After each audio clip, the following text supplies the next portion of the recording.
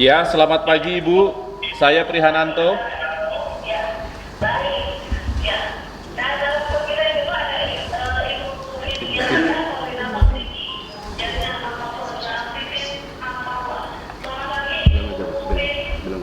Ya, selamat pagi.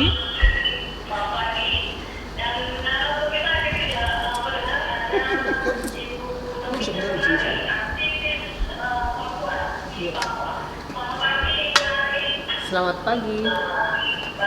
Kayaknya duduk saja, duduk saja. Nanti kasih HP-nya di tengah. Yuk, itu Ya kan. jelas Bu. Coba Bu.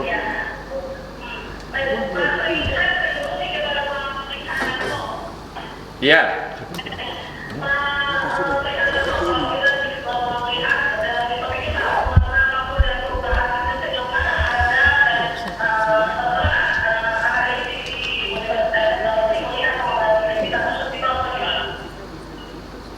maaf, coba diulangi lagi.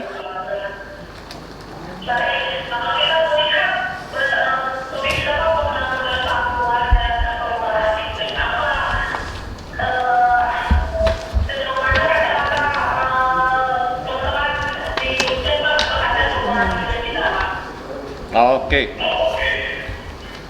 Baik, terima kasih atas kesempatan yang diberikan kepada saya pada forum diskusi kita pada ruang publik ini atau dialog publik ini.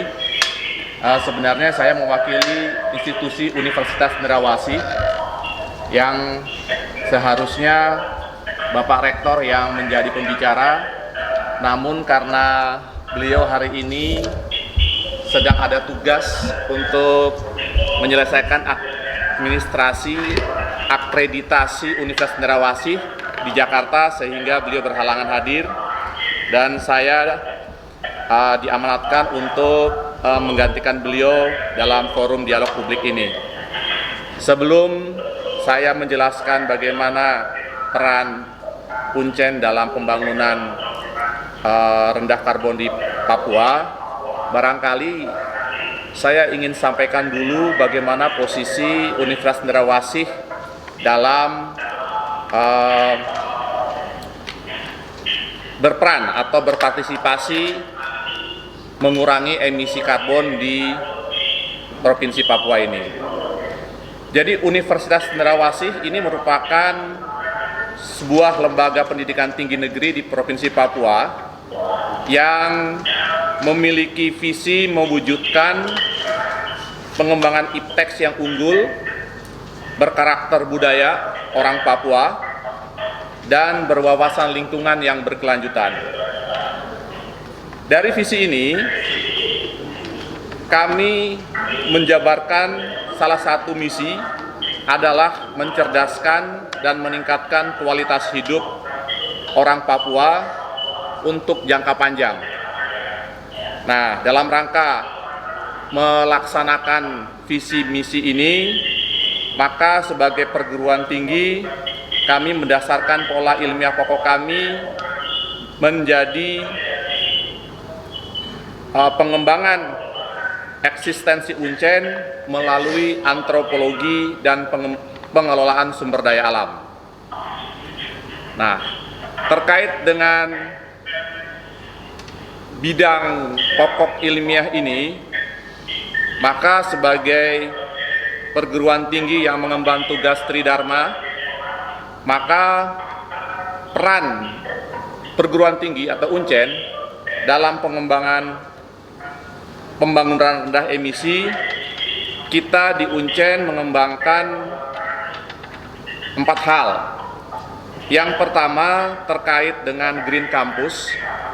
Ini merupakan sebuah program atau gerakan di mana merubah perilaku mahasiswa, perilaku sivitas akademika untuk lebih paham terhadap lingkungan sekitarnya. Yang kedua, kita juga membuat kebijakan untuk mengurangi penggunaan kertas, karena kita menyadari bahwa kampus memiliki sumber sampah terbesar adalah kertas.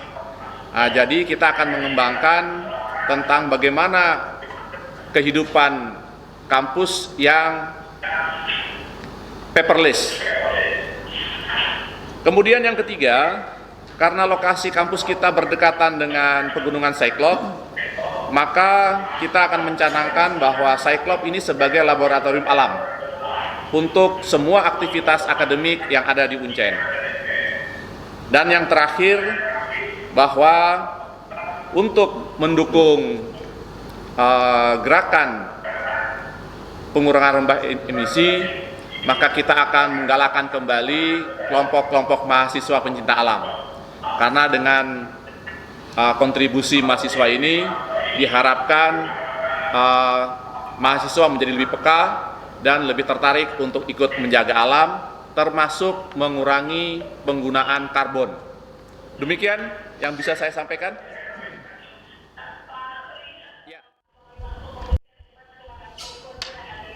Ya, baik, terima kasih.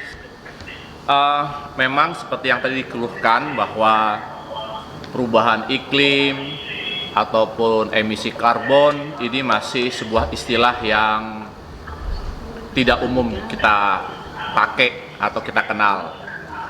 Oleh sebab itu kami di pendidikan akan lebih banyak memberikan edukasi kepada masyarakat, terutama kepada perempuan, bagaimana mengenali tentang perubahan iklim di lingkungan kehidupannya.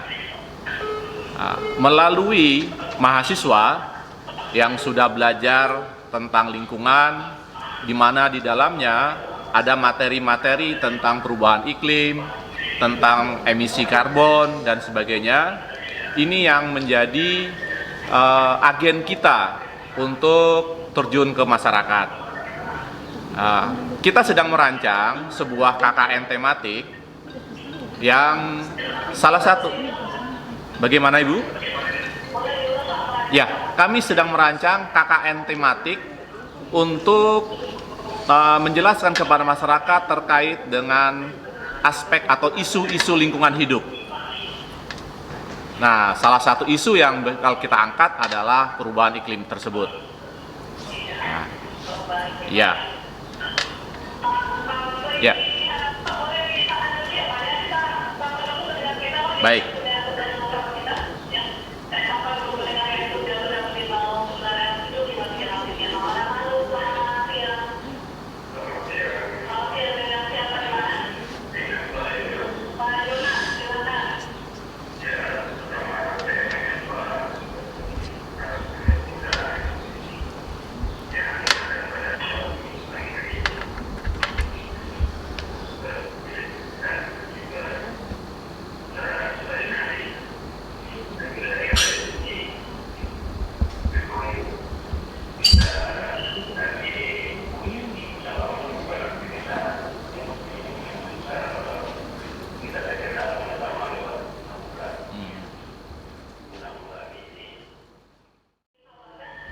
Ya,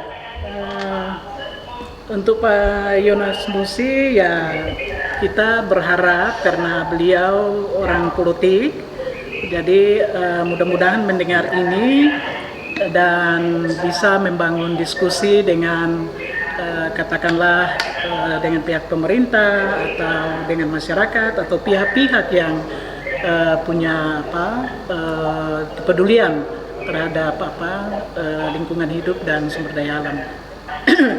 Ya, saya pikir ini penting karena seperti misalnya beberapa waktu lalu itu dari pemerintah kota dan juga mungkin provinsi ya mengeluarkan sebuah imbauan tentang kedaulatan pangan.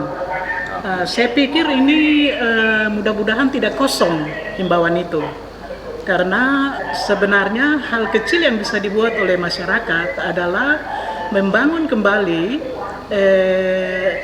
lahan-lahan yang selama ini ditinggalkan karena memang ada perubahan-perubahan yang terjadi dalam dinamika bermasyarakat. Saya tambah satu lagi itu bahwa perubahan iklim itu kan salah satu yang menjadi perhatian itu kan urbanisasi. Jadi kepadatan penduduk yang sudah tidak terkendali lagi. Saya pikir ini juga harus dibicarakan secara serius ketika kita bicara tentang perubahan iklim itu. Jadi saya pikir iya.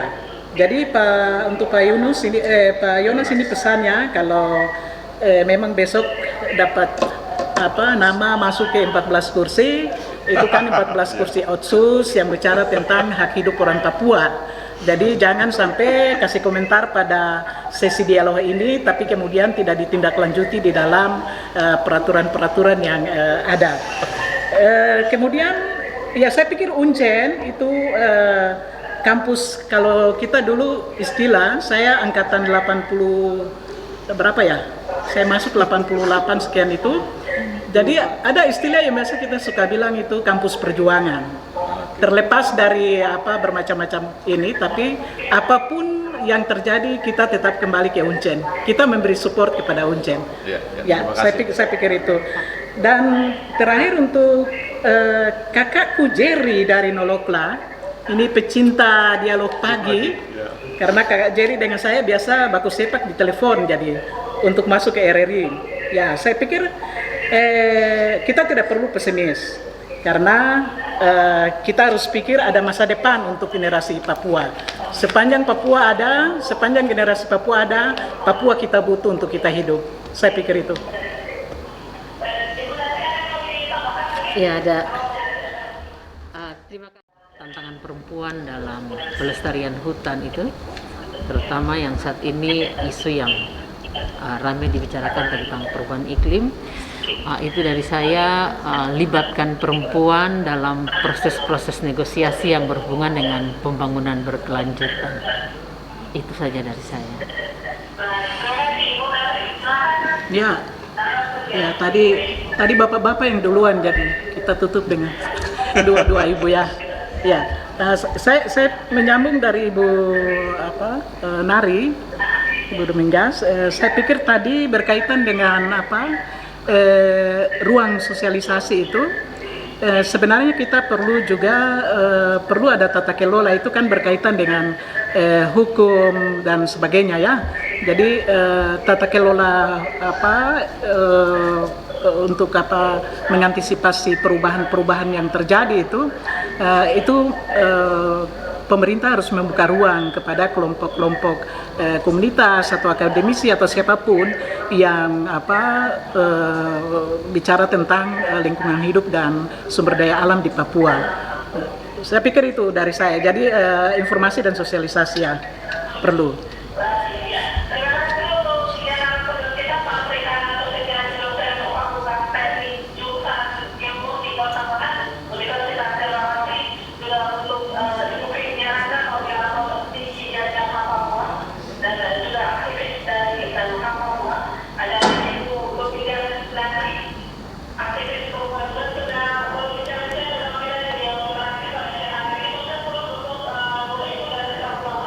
Ya, terima kasih.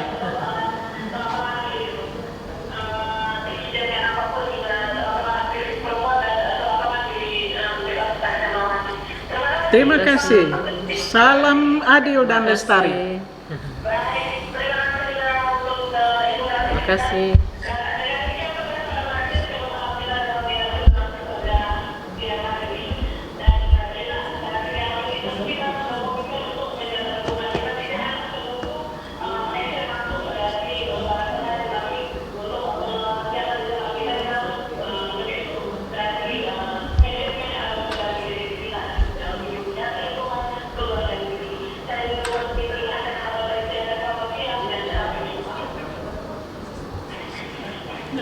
Iya, sudah. Tidak, santai.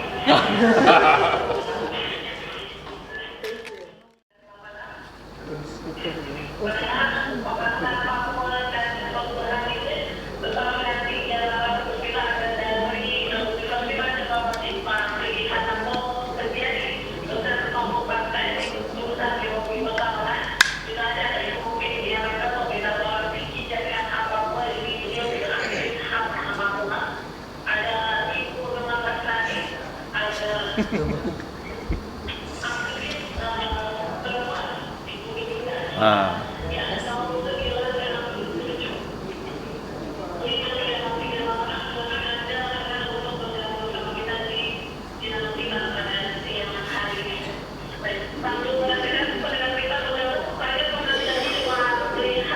Ya.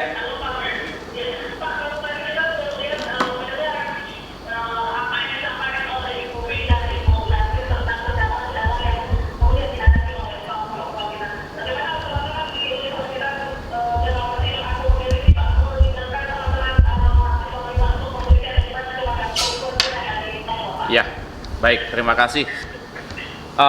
Memang seperti yang tadi dikeluhkan bahwa perubahan iklim ataupun emisi karbon ini masih sebuah istilah yang tidak umum kita pakai atau kita kenal. Nah, oleh sebab itu kami di pendidikan akan lebih banyak memberikan edukasi kepada masyarakat, terutama kepada perempuan, bagaimana mengenali tentang perubahan iklim di lingkungan kehidupannya. Nah, melalui mahasiswa yang sudah belajar tentang lingkungan, di mana di dalamnya ada materi-materi tentang perubahan iklim, tentang emisi karbon, dan sebagainya. Ini yang menjadi agen kita untuk terjun ke masyarakat. Kita sedang merancang sebuah KKN tematik yang salah satu, bagaimana Ibu? Ya, kami sedang merancang KKN tematik untuk menjelaskan kepada masyarakat terkait dengan aspek atau isu-isu lingkungan hidup. Nah, salah satu isu yang bakal kita angkat adalah perubahan iklim tersebut. Nah, ya.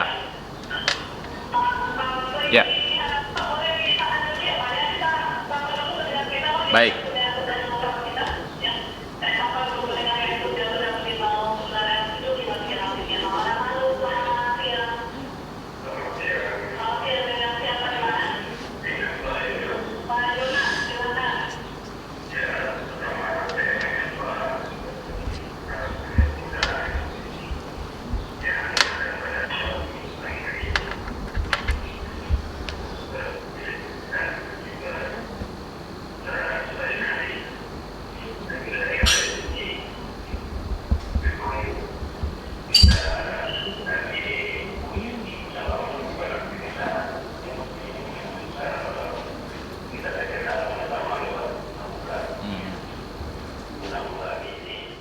Sekali ya. Ya. Saya mau langsung kepada Kakak Yeri nih di Nolokla. Alumni. Ya. Jadi memang beberapa puluh tahun yang lalu kita sudah mengenal Mapala Uncen ini sampai ke Gunung Es. Tapi setelah itu pelan-pelan dia redup, akhirnya hilang dari kampus. Dan saat ini kami melalui pembantu Rektor 3, Pak Jonathan Waroromi, ingin mengaktifkan kembali Mapala tersebut. Dan Mapala ini akan kita dorong sepenuhnya untuk terlibat langsung di masyarakat. Baik ini yang berkaitan dengan lingkungan hidup, sosial budaya, ataupun pendidikan. Jadi tidak sepenuhnya berkaitan dengan pencinta alam ataupun bermain di alam, tetapi lebih luas dari itu. Barangkali itu yang membedakan antara Mapala 10-20 tahun yang lalu dengan yang sekarang. Demikian Kakak Yeri ya. Kemudian yang pertama tadi dari Pak Yonas terkait dengan, ya kami sadari bahwa kita pandai membuat aturan, tapi tidak pandai melaksanakan aturan. Untuk itu kita di akademisi mencoba melaksanakan apa yang bisa kami lakukan. Seperti tadi yang sudah saya sebutkan di awal, bahwa memang aspek edukasi ini menjadi salah satu yang isu penting di Papua. Memang kita akui bahwa kalau bicara Papua itu tidak hanya bisa bicara satu sisi saja, tapi begitu banyak sisi, begitu banyak aspek, dan begitu banyak hal-hal yang sifatnya dinamis. Nah, saya sependapat kalau kita harus membuat semacam rekomendasi, tapi rekomendasi ini tidak bisa kami simpulkan bertiga, tapi mungkin ke depan melalui Walhi kita bisa membuka ruang diskusi yang lebih intens dan juga lebih resmi, misalkan dalam bentuk lokakarya atau seminar-seminar.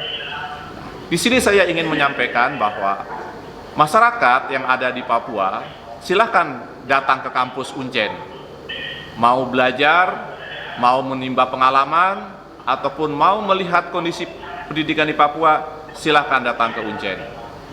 Kami sudah berusaha untuk memperbaiki diri, kita juga sudah berusaha untuk mengikuti perubahan perkembangan baik itu secara nasional, regional, maupun internasional. Mungkin begini tanggapan saya, nanti yang lain ada Ibu Vin bisa menambahkan. Terima kasih. Pri dan Ibu Vin, untuk Pak Pri, saya pikir tadi Pak Pri bilang memang perlu, tapi kita tidak mungkin ya membuat rumusan itu sendiri, jadi kita kembalikan ke Walhi ya sebagai penyelenggara, mungkin akan membuat lokal karya untuk kita bisa masukkan apa yang kita inginkan dalam perubahan di Otsus yang baru. Kemudian betul yang disampaikan Ibu Vin, kita tidak perlu pesimis ya, Kakak Yeri dan Pak Yonas. Ya, apa yang saya mau sampaikan di sini, perubahan dan pembangunan itu dia terus berjalan. Kita ada dalam satu proses. Jadi setiap proses itu harus kita ikut, dan kalau kita taat, pasti kita akan sampai di tujuan. Terima kasih.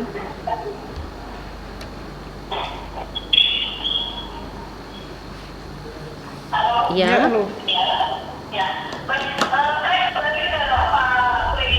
Ya, silakan.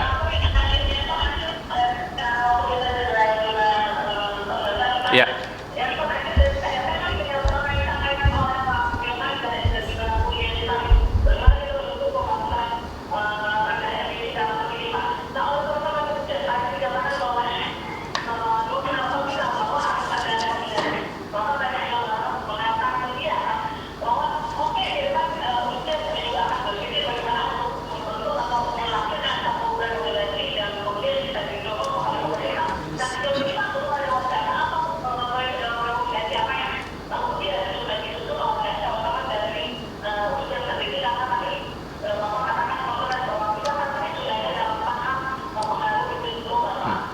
Ya,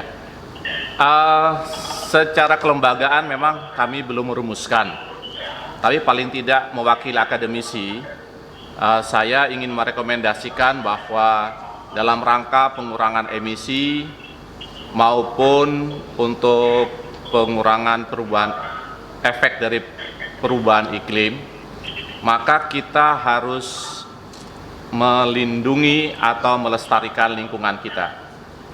Papua kita kenal sebagai pulau atau kawasan yang masih tertutup oleh hutan.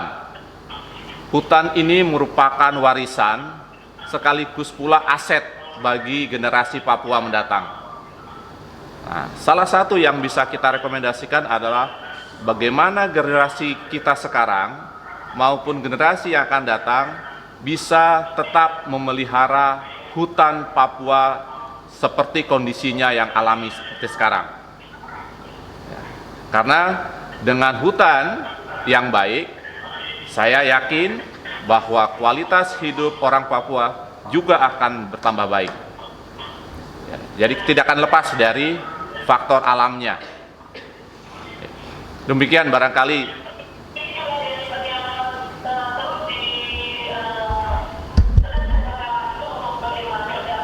Iya. Betul, betul. Ya.